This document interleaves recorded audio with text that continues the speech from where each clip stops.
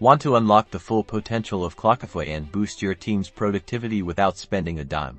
Let's dive right into how to add users to your Clockify account under the free plan and maximize team collaboration. First, make sure you're logged into your Clockify account as an admin. Then, on the left-hand sidebar, locate and click on the team option. This takes you to the team page, where you'll see a button labeled Invite Users. Click on it. A pop-up window will appear here.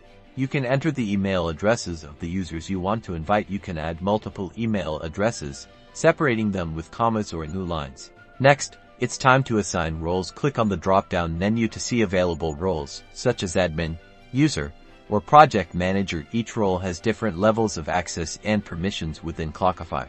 For most team members, the user role is usually sufficient, granting them the ability to track their time and manage their own tasks. Once you've added the email addresses and selected the appropriate roles, click the Invite button. Clockify will then send out email invitations to each user. You'll see their names listed on the team page with a pending status until they accept the invitation.